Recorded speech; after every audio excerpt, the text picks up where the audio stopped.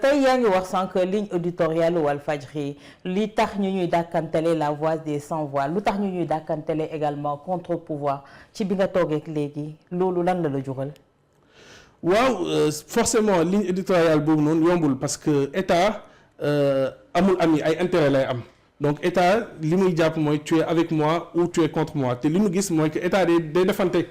donc forcément su gisee ne que waxoo li ko intéressé forcément dina la xañ ay marché te ñun rapport ak état c'est très important pour une entreprise parce que c'est le premier partenaire si yoon tey c'est pas notre premier partenaire ñun Walfadjri mais si yoon ça devait être le premier partenaire de Walfadjri maintenant forcément on paye le prix avec la ligne éditoriale parce que nag contre-pouvoir il faut du toog tuuti si loolu contre-pouvoir comme ni ko Sidy Lamine Niass doon wax c'est pas contre le pouvoir mais on n'est pas non plus avec l'opposition on est à équidistance de toutes les chapelles politiques pourquoi ndaxte tey soo nee dama contre-pouvoir bi fi nekk le pouvoir yéex yàgg opposition lay mujjee tey soo nee dama faral opposition sa vocation première mooy jël pouvoir donc tey soo contrer pouvoir en fait yaa ngi contre une opposition en devenir soo faralee opposition yaa ngi faral un pouvoir en devenir donc tey pour garder cette constance cette crédibilité il faut que tëddee ñaaxanaay xam ne que à tout moment le jeu politique va changer à tout moment ça peut chambouler donc loolu la c'est-à-dire que cette ligne éditoriale est extrêmement difficile parce que noonu Walf tey mën na nekk ëllëg ñi koy jàppale vice versa donc il faut toujours que ñu xam ne que ñun notre rôle xëy na gunge la ba pare après on continue notre mission mais certainement pas ñu collaborer avec l'État à part parce que encore une fois contre-pouvoir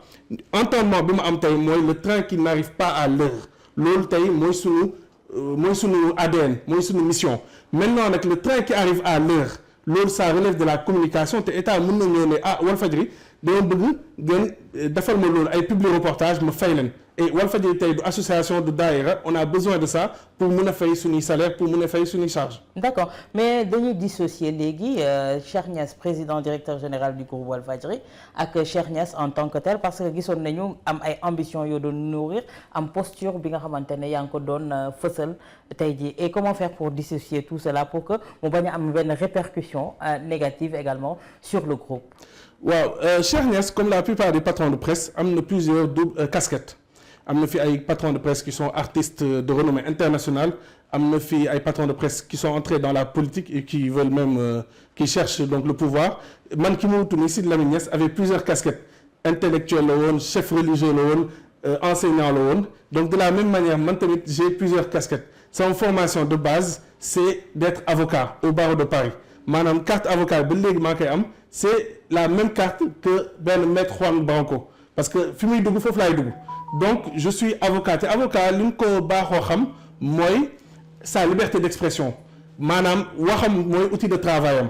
donc bien sûr pour défendre des clients mais aussi pour défendre des causes donc loolu la c'est-à-dire que tey su ma jëlee posture avocat maître Cheikh Niass j'ai ma liberté d'expression au même titre que les journalistes qui sont ici il y a des responsables de Walfadjri qui font des lives qui prennent des positions et ils n'engagent pas Walfadjri ils engagent leur propre personne dès lors que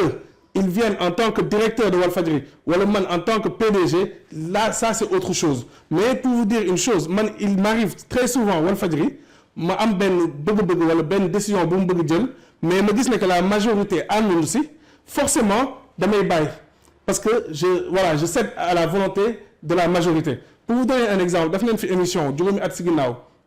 bi ñu ko defee normalement on devait le rediffuser le lendemain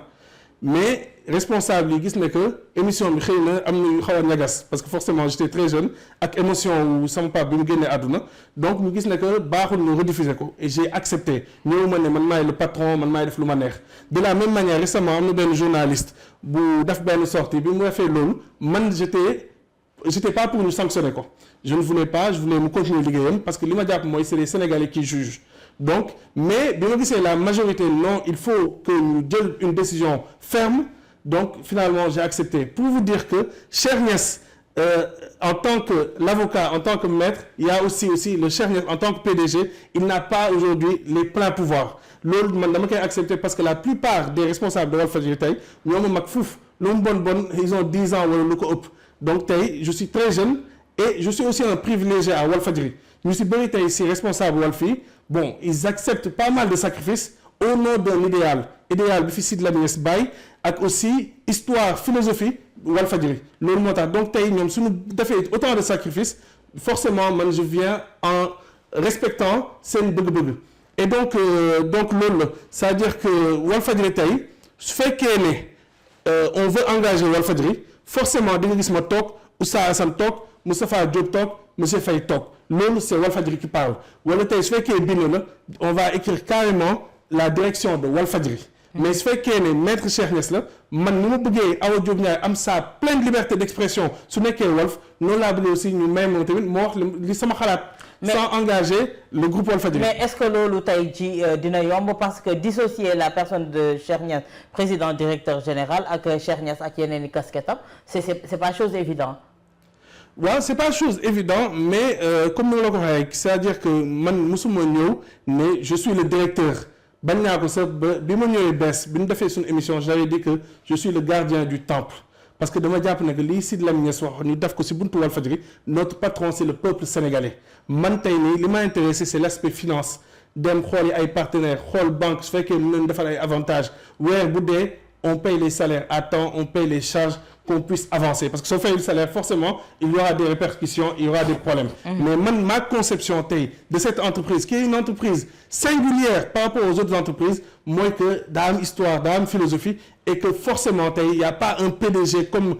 feneen mais il y a cette liberté xam nga liberté souvent nit ku nekk tey mën nga faral pouvoir wala contre opposition man ça j'ai aucun problème sur ça je me dis que il doit y avoir une vraie liberté de ton dans cette maison. Mais singularité